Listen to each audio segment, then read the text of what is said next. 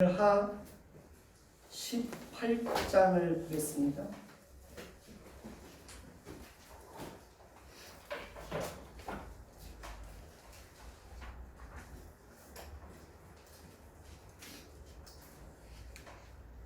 사무엘하 18장 5절을 보겠습니다. 같이 읽겠습니다. 왕이 요압과 아비새와 이때에게 명령하여 이르되 나를 위하여 젊은 압살롬을 너그러이 데려와라 하니 왕이 압살롬을 위하여 모든 군 지휘관에게 명령할 때에 백성이 다 들으니라. 아멘. 우리 찬미예수 83장 하겠습니다.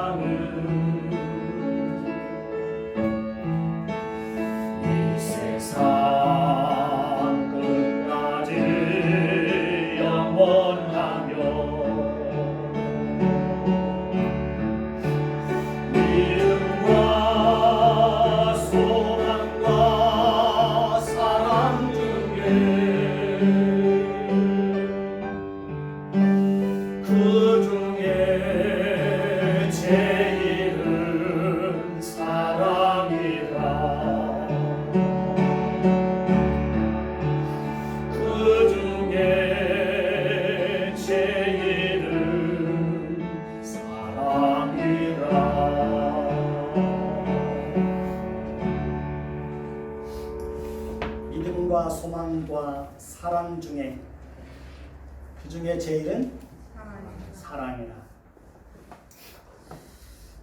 오늘의 제목은 공의를 뛰어넘어 사랑과 용서를 베풀 수 있어야 합니다 라는 제목입니다. 한번 따라해서 봅시다. 공의를 넘어 사랑과 용서를 베풀 수 있어야 합니다. 오늘 말씀에는 이 내용이 잘 드러나 있습니다. 다윗은 이제 반란군을 진압하기 위해서 전열을 정비하고 천부장과 백부장을 세우고 군사들을 셋으로 나누어 3분의 1은 요압의 희하에 두고 3분의 1은 요압의 동생 아비새의 희하에 두고 3분의 1은 가드 사람 입대의 희하에 두고 자신도 백성들과 함께 반란군을 진압하는데 반드시 참여하겠다고 말하는 것을 봅니다. 백성들은 다윗이 반란군을 진압하는데 참여하겠다고 하자 왕의 참여를 극구 만류하여 결국 왕은 전쟁에 참여하지 않게 되었습니다. 오늘 말씀 5절을 보면 왕은 반란군을 진압하기 위해서 출전하는 요압과 아비새와 입대와 군사들에게 명령하여 이르기를 나를 위하여 젊은 압살롬을 너그럽게 대우하라 하니 왕이 모든 군 지휘관에게 이 말을 할 때 백성들이 그 말을 다 들으니라 라고 말씀하고 있습니다. 우리가 잘 아는 대로 압살롬은 자신의 누이 다말을 범한 암논을 죽인 자입니다. 압살롬은 암논을 죽이고 자신의 외할아버지인 그수랑 암미울의 아들 달메에게로 도망을 갔습니다. 그리고 그곳에서 3년을 지냈습니다. 다윗은 압살롬이 그곳에 가 있는 동안 매일같이 그를 그리워하며 지내게 되는 것을 봅니다. 근데 막상 압살롬이 예루살렘에 돌아왔을 때는 자신의 마음과 전혀 다르게 행동하는 다윗의 모습을 볼 수 있습니다. 다윗은 압살롬이 예루살렘으로 돌아오게 되자 그를 자기 집으로 돌아가게 하고 자신의 얼굴을 보지 못하게 합니다. 다윗은 2년 동안이나 압살롬을 가택연금을 시켜 놓았습니다. 그 일로 인하여 압살롬은 2년 동안 왕의 얼굴을 보지 못하게 되었습니다. 다윗이 압살롬을 외면하는 사이에 압살롬의 마음은 아버지 다윗을 향하여서 점점 어떻게 됩니까? 분노와 보복의 감정으로 변하기 시작합니다. 다윗과 압살롬은 2년 만에 만나서 화해하는 것처럼 보였고 다윗은 그를 용서하는 것처럼 보였습니다. 그러나 그때는 다윗도 압살롬을 진정으로 용서한 것이 아니었습니다. 그러니까 형식만 있었지 진정한 용서와 화해는 없었습니다. 압살롬도 아버지에게 자신의 잘못에 대해서 진정으로 용서를 구하고 잘못된 길에서 돌이킨 것도 아니었습니다. 압살롬이 암논을 죽인 것도 다윗이 암논이 범한 죄에 대해서 하나님의 공의를 드러내지 못했기 때문입니다. 압살롬이 반란을 일으킨 것도 어떻게 보면 다윗이 계속해서 압살롬에게 분노의 감정을 드러냈기 때문입니다. 만약에 다윗이 압살롬이 예루살렘으로 돌아왔을 때 그를 진심으로 용서하고 그를 따뜻하게 품어주었다면 압살롬이 반란을 일으키는 것을 막을 수도 있었을 것입니다. 용서하고 화해하는 것도 다 때가 있는 것입니다. 성숙하지 못했을 때는 계속해서 분노하고 화해하지 못하고 용서하지 못하고 관용을 베풀지 못하고 이해하지 못할 수도 있습니다.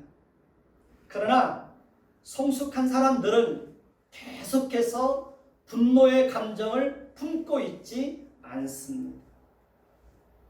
성숙한 사람은 진심으로 용서하고 이해하고 따뜻하게 품어주고 관용을 베풉니다.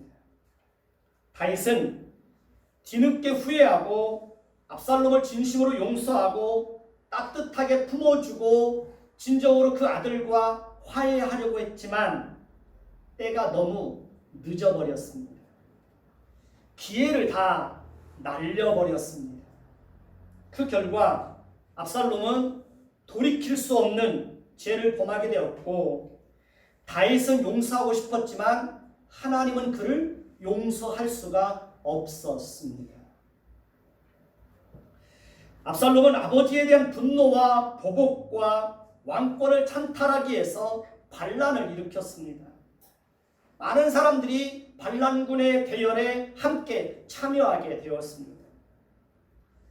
다윗의 모사였던 아히도멜도 함께 하였습니다. 이스라엘 백성들은 다윗을 버리고 압살롬을 선택하였습니다.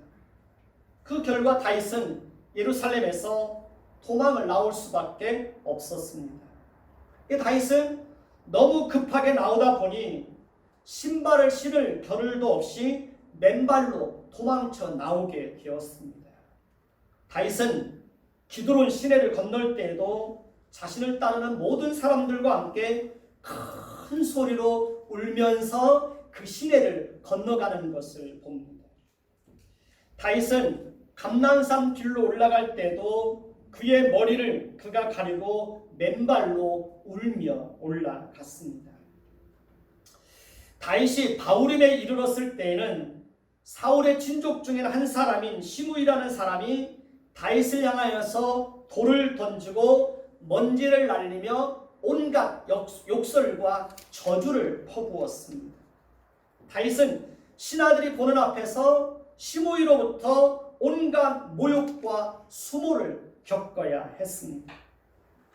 압살롬은 아히도멜이 베푼 모략을 따라서 다윗이 예루살렘에서 도망 나올 때 남겨두어 왕궁을 지키게 한 후궁들과 더불어 그것도 백주 대낮에 온 이스라엘 옥상에서 온 이스라엘이 보는 앞에서 동침을 합니다. 압살롬은 그렇게 하는 것을 통해서 왕권을 찬탈하겠다는 것을 노골적으로 드러내고 아버지 다윗의 명예와 이름을 철저하게 짓밟는 악을 행하였습니다. 그리고 이제 그는 아버지 다윗을 죽이겠다고 요단강을 건너서 반란군과 함께 길르앗 땅에 진을 치고 있습니다. 하나님은 그런 압살롬을 심판하시기로 작정하셨습니다. 하나님은 압살롬이 하나님의 나라와 하나님의 나라의 질서와 가정의 질서를 무너뜨리고 하나님이 세우신 권위를 짓밟고 스스로 보복하고 왕권을 찬탈하려고 하고 그가 범한 페르냐적인 죄를 용서할 수 없었습니다. 그래서 하나님은 그에게 화를 내리기 위해서 아히도벨이 베푼 더 좋은 모략을 패하고 다윗의 친구인 아렉 사람 후세의 모략을 채택하도록 섭리하셨습니다. 하나님의 공의는 압살롬에게 화를 내리고 그를 심판하시는 것입니다. 그럼에도 불구하고 다윗은 하나님의 공의를 뛰어넘어서 반란군을 진압하기 위해서 출전하는 장수들과 모든 군사들에게 자신을 위하여서 압살롬을 너그럽게 대하여 달라고 명령과 함께 간곡하게 요청하는 것을 봅니다. 다윗은 지난번의 잘못을 반복하지 않기 위해서 하나님이 자신의 범죄에 대해서 진정한 용서와 긍휼과 자비를 베푼 것처럼 자신도 압살롬을 이번만큼은 진심으로 용서하고 그에게 하나님의 긍휼과 자비를 베풀고자 했던 것입니다. 다윗은 압살롬에게 자신의 마음을 속이고 계속해서 분노의 감정만을 드러냈던 것에 대해서 크게 후회하였는지도 모릅니다. 다윗은 압살롬에 대해서 더 큰 분노와 미움과 증오와 보복의 감정을 가질 수도 있었습니다. 다윗은 압살롬으로 인하여 마음에 큰 상처와 고통과 아픔이 있었을 것입니다. 그럼에도 불구하고 다윗은 그 모든 감정을 다 내려놓고 하나님도 용서할 수 없는 그를 용서하고자 하는 것입니다.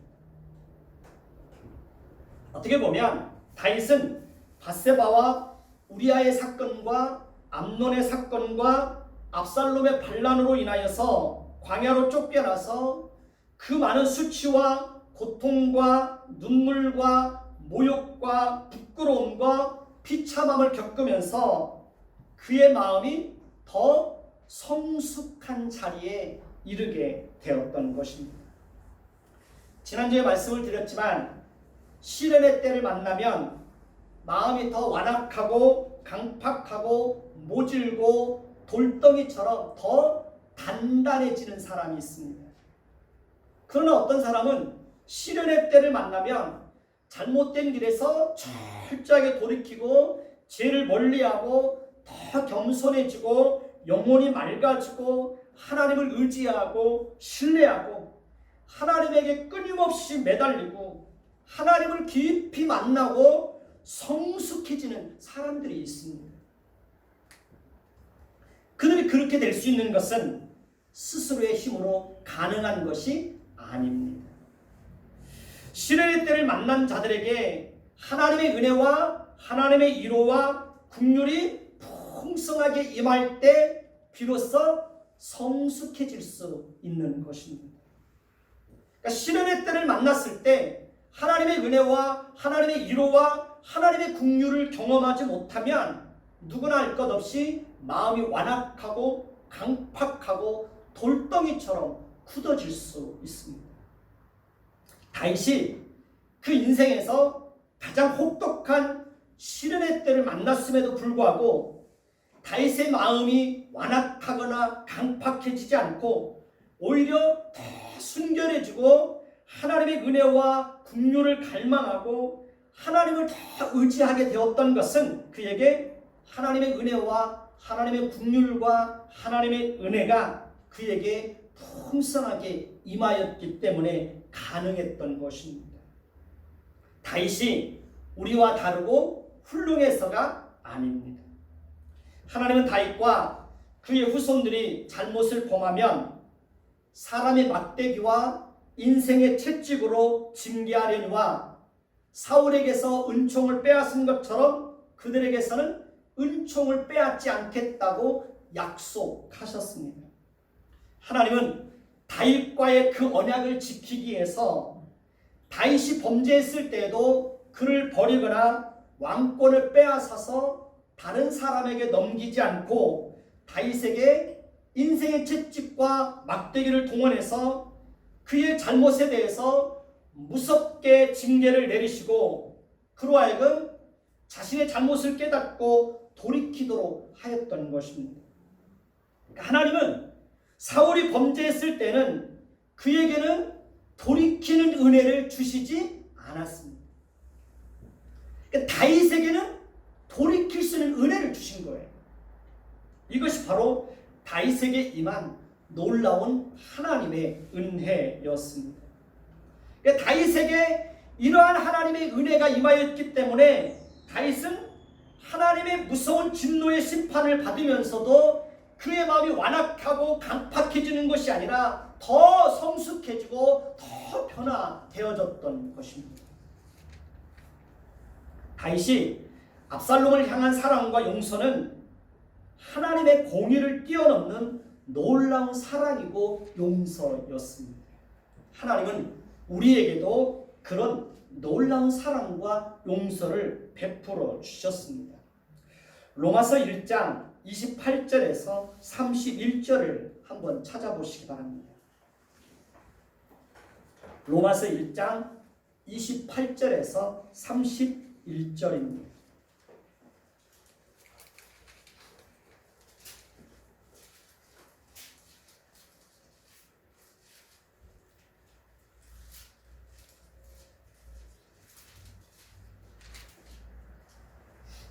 제가 읽겠습니다.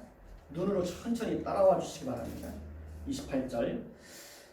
또한 그들이 마음에 하나님 두기를 싫어하며 하나님께서 그들을 그 상실한 마음대로 내버려 두사 합당하지 못한 일을 하게 하셨으니 곧 모든 불의, 수악, 탐욕, 악의가 가득한 자요, 시기, 살인, 분쟁, 사기, 악독이 가득한 자요, 수근수근하는 자요, 비방하는 자요, 하나님께서 미워하시는 자요, 능욕하는 자요, 교만한 자요, 자랑하는 자요, 악을 도모하는 자요, 부모를 거역하는 자요, 우매한 자요, 배악하는 자요, 무정한 자요, 무자비한 자라. 이 말씀은 하나님을 떠난 인간이 얼마나 악하고 추하고 부패한 존재인지를 정직하게 고발하고 그들이 범하는 죄의 실상을 구체적으로 드러내고 있는 것입니다. 그러니까 모든 인간은 누구나 할 것 없이 타락하고 부패한 본성으로 인하여서 이렇게 마음에 하나님 두기를 싫어합니다. 그리고 상실한 마음을 따라서 마음과 입술과 행동으로 온갖 불의와 악을 저지르면서 살 수밖에 없습니다. 우리가 하나님을 몰랐다면 우리도 그렇게 살 수밖에 없는 것입니다. 로마서 3장 9절에서 18절을 보시기 바랍니다. 로마서 3장 9절에서 18절을 보시기 바랍니다. 제가 읽겠습니다. 따라와 주시기 바랍니다. 그러면 어떠하뇨? 우리는 나으냐? 결코 아니라. 유대인이나 헬라인이나 다 죄 아래 있다고 우리가 이미 선언하였느니라. 기록된 바 의인은 없나니 하나도 없으며 깨닫는 자도 없고 하나님을 찾는 자도 없고 다 치우쳐 함께 무익하게 되고 선을 행하는 자는 없나니 하나도 없도다. 그들의 목구멍은 열린 무덤이고 그 혀로는 속임을 일삼으며 그 입술에는 독사의 독이 있고 그 입에는 저주와 악독이 가득하고 그 발은 피를 흘리는데 빠른지라. 파멸과 고생이 그 길에 있어 평강의 길을 알지 못하였고 그들의 눈앞에 하나님을 두려워함이 없느니라 함과 같으니라. 이 말씀도 역시 죄 아래 있는 인간이 얼마나 악하고 무익하고 무능한 존재인지를 잘 드러내고 있습니다. 우리 목구멍은 열린 무덤과 같아서 입만 열면 시체 썩은 냄새가 난다는 것입니다. 우리의 입술에는 독사의 독이 들어있고 우리의 입에는 저주와 악독이 가득하다는 것입니다. 우리의 입술에는 사람을 물면 죽이는 뭐가 있습니까? 독이 있다는 것입니다. 그리고 우리는 그 입술의 말로 사람을 죽이기도 하고 살리기도 하는 것입니다. 우리가 바로 그런 존재였다는 겁니다. 에베소서 2장 1절에서 5절을 보시기 바랍니다. 에베소서 2장 1절에서 5절을 보시기 바랍니다.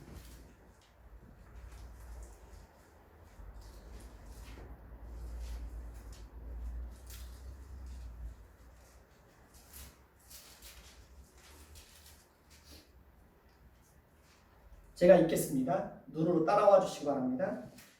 그는 허물과 죄로 죽었던 너희를 살리셨도다. 그때의 너희는 그 가운데서 행하여 이 세상 풍조를 따르고 공중의 권세 잡은 자를 따랐으니 곧 지금 불순종의 아들들 가운데서 역사하는 영이라.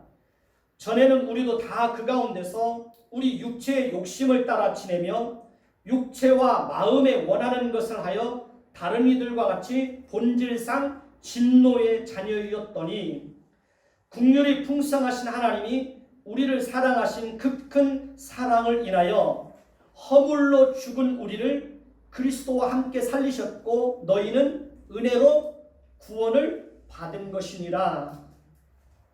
우리가 하나님을 알지 못할 때 우리는 어떤 자들이었다는 것입니까? 우리는 허물과 죄로 이미 죽어 있었던 자들입니다. 우리는 이 세상의 풍조를 따르고 공중의 권세 잡은 자를 따르는 자들이었습니다. 이 세상의 풍조는 이 세상을 지배하는 정신을 말합니다.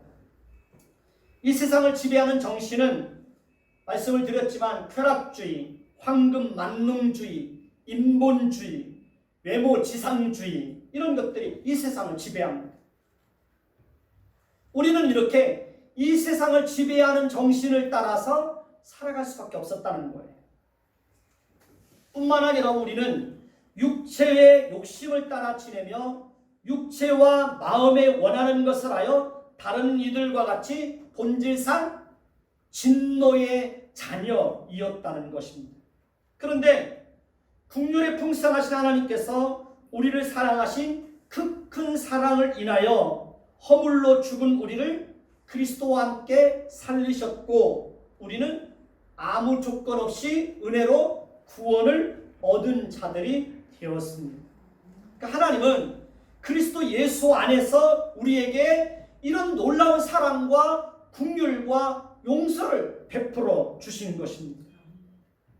다윗은 지금 그 부성애를 뛰어넘어서 패역한 아들 압살롬에게 하나님께서 자신에게 보여주신 그 사랑과 그 긍휼과 용서를 베풀고자 하는 것입니다.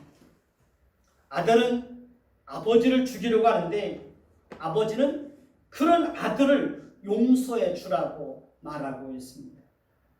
하나님도 다윗이 범죄했을 때 공의를 뛰어넘어 그에게 용서와 사랑과 긍휼을 넘치도록 베풀어 주셨습니다. 하나님은 다윗의 생명과 안전을 지켜주시기 위해서 첩자들을 보호해 주시고 소비와 마길과 바르실레를 통해서 다윗과 함께한 사람들에게 놀라운 위로와 긍휼과 자비를 풍성하게 베풀어 주셨습니다. 우리도 하나님께서 우리에게 베푸신 사랑과 용서와 긍휼과 자비가 얼마나 크고 풍성한지를 알아서 우리도 모든 공의를 뛰어넘어서 뭘 베풀 수 있어야 됩니까? 사랑과 긍휼과 용서를, 자비를 베풀 수 있어야 합니다. 여러분 가정 안에서 자녀들을 대할 때에도 서로를 대할 때에도 공의의 법칙 안에서 서로를 대하는 것이 아니라 그걸 뛰어넘어서 늘 용서하고 관용을 베푸는 것입니다. 그래야 그런 가정이 어떤 가정이 될 수 있습니까? 따뜻한 가정이 될 수 있습니다. 공의만을 앞세워서 자녀들이 잘못했을 때 비난하고 책망만 하면 자녀들이 숨을 쉴 수 있을까요? 없을까요? 숨을 쉴 수 없습니다. 관용이 있고 용서가 있을 때 그런 가정들이 따뜻한 가정이 되는 거예요. 공의만 있는 가정은 따뜻함이 없어요. 늘 잘못한 것에 대해만 지적합니다. 아이들이 길을 못 피는 거예요. 에베소서 4장 31절에서 32절을 보시기 바랍니다. 에베소서 4장 31절에서 32절을 보시기 바랍니다. 제가 읽겠습니다. 눈으로 따라와 주시기 바랍니다. 너희는 모든 악독과 노함과 분냄과 떠드는 것과 비방하는 것과 모든 악의와 함께 버리고 서로 친절하게 하며 불쌍히 여기며 서로 용서하기를 하나님이 그리스도 안에서 너희를 용서하신과 같이 하라 라고 말씀하고 있습니다. 이것이 하나님께서 우리에게 요구하는 삶입니다. 서로 친절하게 여기고 서로 불쌍히 여기고 서로 용서하기를 하나님이 그리스도 안에서 우리를 용서하신 것처럼 그렇게 여러분들의 가정 안에서 그렇게 하라는 거예요. 우리는 모든 악을 버리고 그렇게 행해야 됩니다. 이제 다윗의 군사들과 압살롬의 군사들이 에브라임 수풀에서 사방으로 흩어져서 이제 전쟁을 벌이고 있습니다. 에브라임은 요단 동편 마하나임에서 가까운 곳으로 바위가 많고 숲이 우거지고 덩굴이 많은 지역이기 때문에 말을 타고 전쟁을 할 수 있는 지역이 아닙니다. 그러니까 전쟁을 하기에는 악조건입니다. 그래서 그날의 에브라임 수풀에서 벌어진 전투가 얼마나 치열했는지 다윗의 군사들에 의해서 죽음을 당한 반란군이 2만 명에 이르고 수풀에서 죽은 자가 칼에 죽은 자보다 더 많았더라고 말씀하고 있습니다. 압살롬의 반란군은 그날에 다윗의 군사들에게 크게 패하여 뿔뿔이 흩어지게 되었고 압살롬도 그날에 다윗의 군사들에게 크게 패하고 도망가다가 다윗의 부하들과 마주치게 되었습니다. 오늘 말씀 9절을 보시기 바랍니다. 오늘 말씀 9절입니다. 제가 읽겠습니다. 압살롬이 다윗의 부하들과 마주치니라. 압살롬이 노새를 탔는데 그 노새가 큰 상수리 나무 번성한 가지 아래로 지날 때에 압살롬의 머리가 그 상수리 나무에 걸림에 그가 공중과 그 땅 사이에 달리고 그 탔던 노새는 그 아래로 빠져 나간지라. 한 사람이 압살롬이 상수리 나무 가지에 그 머리가 걸려서 달려있는 것을 보고 요압에게 말을 합니다. 요압은 그 사실을 알린 자에게 어찌하여 당장에 그를 쳐서 죽이지 않았느냐고 책망합니다. 요압은 그 사실을 알린 자에게 만약에 그를 쳐 죽였다면 자신이 그에게 은 10개와 띠 하나를 주었을 것이라고 말하는 것을 봅니다. 띠는 일종의 명예를 상징합니다. 군대말로 말하면 1계급 특진입니다. 그러나 그 사람은 요압이 자신에게 은 1000개를 준다고 해도 자신은 왕의 아들에게 손을 대지 않겠다고 대답합니다. 왜냐하면 자신은 왕의 명령을 어길 수 없었기 때문입니다. 그리고 그 사람이 요압의 말을 듣지 않은 것은 요압이 어떤 성품을 가진 자인지를 잘 알고 있는 거예요. 그러니까 요압은 분명히 그 사실을 알린 자가 압살롬을 죽였다면 그는 분명히 왕의 명령을 어긴 자라 하여서 그를 대적하고 그를 죽였을 것입니다. 그래서 그 사람은 요압이 압살롬을 죽이면 은 10개와 1계급 특진을 시켜준다고 해도 요압의 말을 듣지 않았던 것입니다. 요압은 그 사람이 압살롬을 죽이는 것을 거부하자 어떤 행동을 취하였는지 한번 보십시다. 오늘 말씀 14절에서 17절을 보시기 바랍니다.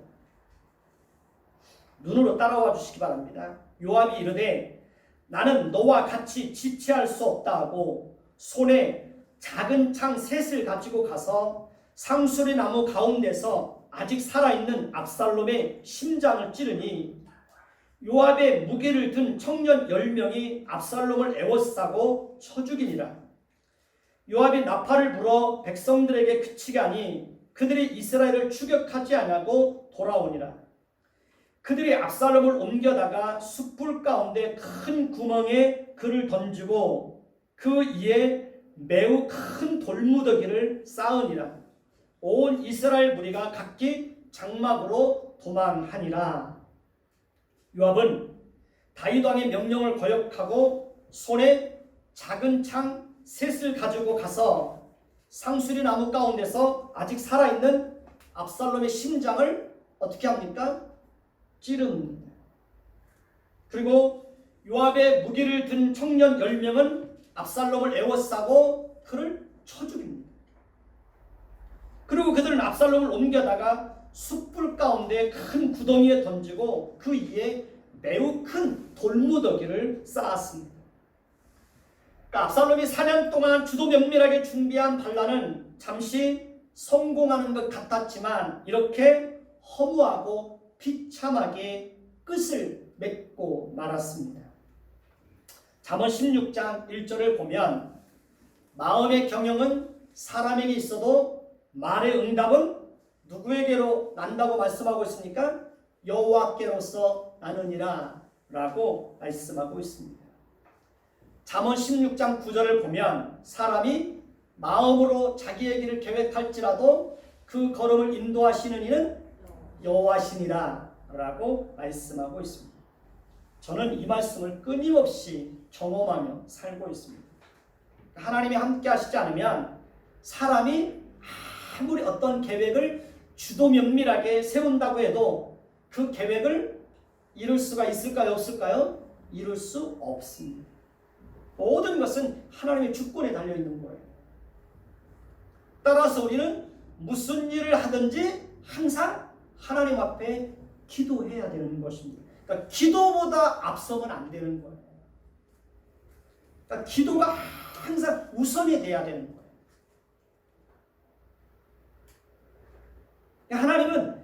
하나님의 나라와 가정의 질서를 무너뜨리고 스스로 왕이 되고자 했던 자를 결코 용서할 수 없었던 것입니다. 그래서 하나님은 요압과 그의 무기를 든 청년들을 통해서 압살롬에게 무서운 진노의 심판을 내리셨던 것입니다. 요압이 왕의 명령을 거역한 것은 분명히 잘못된 것입니다. 그러나 요압은 왕의 명령에 순종하는 것보다 나라의 운명을 더 생각했는지도 모릅니다. 요압은 압살롬이 어떤 자인지 그가 어떤 기질을 가지고 있었는지를 잘 아는 거예요. 그렇기 때문에 요압이 판단했을 때는 압살롬을 용서해 준다고 해도 그가 잘못된 길에서 돌이키고 잘못된 길에서 압살롬을 용서해 준다고 해도 그가 잘못된 길에서 돌이키지 않고 또 다른 악을 행해서 나라를 해롭게 할 수 있다고 그렇게 판단할 수 있는 것입니다. 그렇기 때문에 어떻게 보면 요압은 나라를 위한 충정에서 압살롬을 죽였다고 볼 수도 있습니다. 그러나 요압의 그런 행동이 다윗의 마음에 큰 상처를 준 것은 사실입니다. 오늘 말씀 18절을 보시기 바랍니다. 같이 보겠습니다. 압살롬이 살아있을 때에 자기를 위하여 한 비석을 마련하여 세웠으니 이는 그가 자기 이름을 전할 아들이 내게 없다고 말하였음이더라. 그러므로 자기 이름을 기념하여 그 비석에 이름을 붙였으며 그 비석이 왕의 골짜기에 있었고 이제까지 그것을 압살롬의 기념비라 일컫더라. 압살롬에게는 아들 셋과 딸이 하나 있었습니다. 그런데 어떤 이유인지는 몰라도 압살롬이 반란을 일으키기 전에 아들 셋이 먼저 죽은 것으로 그렇게 보여집니다. 그렇기 때문에 압살롬은 자신의 이름을 전할 아들이 없다 하여 자신이 살아있을 때 자기 이름을 기념하기 위해서 스스로 기념비를 세워놓았습니다. 압살롬은 그 비석을 왕의 골짜기에 두었습니다. 여기서 왕의 골짜기는 다윗이 피난을 갈 때 건넜던 기드론 시내를 말합니다. 기드론 시내라고도 부르고 기드론 골짜기라고도 부릅니다. 그러니까 기드론 시내는 예루살렘과 아주 가까운 곳에 위치하고 있었기 때문에 압살롬은 이스라엘 왕자로서 자신의 이름을 비석에 남겨 스스로 자신의 명예와 이름을 영광스럽게 보존하고자 그곳에 비석을 세워놓았던 것입니다. 그러나 그의 이름은 압살롬의 바람과는 다르게 가장 비참하고 저주받은 자의 이름으로 남겨지게 되었습니다. 사람은 누구나 할 것 없이 자신의 명예를 지키고 싶어 합니다. 사람은 누구나 할 것 없이 자신의 이름이 존귀 여김을 받기를 원합니다. 사람은 누구나 할 것 없이 자신의 영광을 지키고 싶어 합니다. 그러나 그것은 하나님께서 우리의 명예와 우리의 이름과 우리의 영광을 세워주고 높여주실 때만 비로소 가능하다는 것입니다. 내가 내 명예를 지키고 싶다고 해서 그 명예가 지켜지는 것이 아니라는 것입니다. 그러니까 우리의 힘으로 스스로의 명예와 영광과 자신의 이름을 지킬 수 없다는 것입니다. 하나님이 지켜주고 세워주어야만 그것도 가능하다는 것입니다. 다윗은 압살롬의 죽음의 소식을 듣고 어떤 반응을 보였습니까? 오늘 말씀 33절을 보시기 바랍니다. 같이 보겠습니다. 왕의 마음이 심히 아파 문 2층으로 올라가서 우니라. 그가 올라갈 때 말하기를 내 아들 압살롬아 내 아들 압살롬아 내 아들 내 아들 압살롬아 차라리 내가 너를 대신하여 죽었다면 압살롬 내 아들아 하였더라. 자식을 키우는 부모라면 다윗의 슬픔과 절규 앞에서 마음이 아프지 않을 사람은 단 한 사람도 없을 것입니다.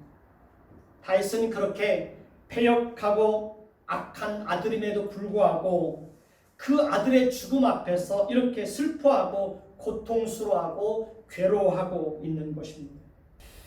다윗은 압살롬의 이름을 부르며 자신이 그 아들을 대신하여 죽었더라면 하면서 압살롬 내 아들아 내 아들아 하면서 통곡하는 것을 봅니다.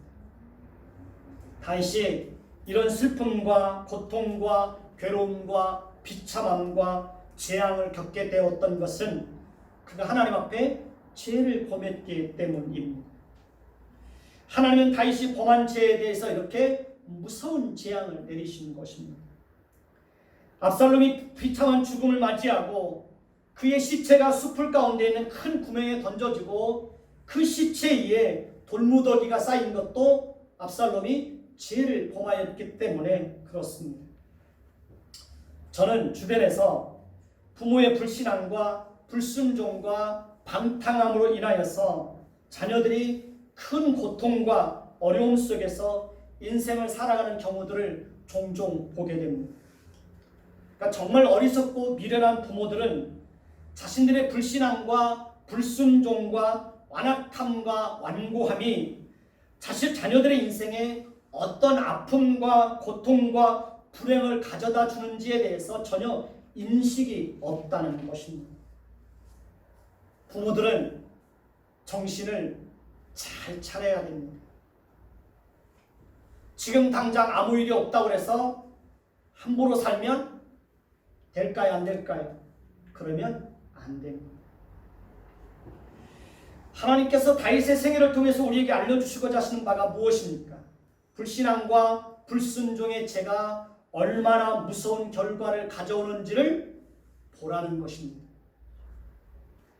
하나님은 긍휼과 자비가 풍성하신 분이십니다. 하나님은 우리의 죄를 용서해 주시고 오랫동안 참고 인내하시는 분입니다. 그러나 하나님은 때로 불순종과 불신앙의 죄에 대해서 무서운 심판을 내리실 때가 있습니다. 우리는 그 하나님을 기억하고 하나님을 두려워해야 합니다. 하나님은 공의로우신 분이십니다. 하나님은 반드시 심은 대로 거두게 하시는 분이십니다. 따라서 우리는 항상 하나님 앞에서 우리 자신의 인생과 자녀들의 인생과 가정의 행복과 교회를 위해서 내가 어떻게 살아야 될 것인지, 무엇을 심을 것인지를 늘 고민하고 선택해야 합니다. 악을 심을 것인지 선을 심을 것인지를 선택해야 합니다. 하나님의 말씀을 거역하고 불순종하는 자로 살 것인지, 하나님의 말씀에 순종하며 하나님을 성실하게 섬기며 살 것인지 선택해야 합니다. 질서에 순종하며 살 것인지 질서를 거스리며 살 것인지 선택해야 합니다. 하나님은 다윗의 범죄에 대해서 진노를 내리시는 중에서도 다윗의 왕국이 무너지지 않도록 하나님이 보호해 주셨습니다. 다윗의 뒤를 이어서 왕이 될 자는 누구입니까? 솔로몬입니다. 그것이 하나님의 작정입니다. 하나님은 압살롬이 반란을 일으켜서 다윗의 왕권을 찬탈하려고 했지만 하나님의 작정하시는 것이 무너지지 않게 하셨습니다. 하나님은 그 어떤 것에도 하나님이 작정하신 것이 이루어지는 일에 결코 방해받지 않습니다. 하나님은 자신이 작정하신 것을 성실하게 이루시는 신실하신 분이십니다. 우리는 그 하나님을 성실하게 섬겨야 됩니다. 기도하겠습니다. 하나님은 오늘 말씀을 통해서 죄에 대해서 하나님 나라의 질서와 가정의 질서를 또 짓밟고 권위를 무너뜨리고 그렇게 페르나적인 죄를 범했던 압살롬의 죄에 대해서 하나님이 어떻게 무섭게 심판하시는지를 오늘 말씀을 통해서 우리는 확인할 수 있었습니다. 그럼에도 불구하고 다윗은 자신이 하나님으로부터 받았던 용서와 긍휼과 사랑을 하나님도 용서할 수 없었던 그 압살롬에게 하나님의 용서와 긍휼과 자비를 베풀고자 하는 것을 볼 수 있습니다.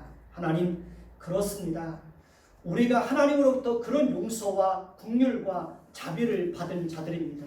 우리도 이 땅에서 살아가는 동안 하나님의 공의를 뛰어넘는 용서와 긍휼과 사랑을 베푸는 자들로 우리의 인생을 살아가도록 하나님 도와주옵소서. 예수 그리스도의 이름으로 감사하며 기도드립니다. 아멘.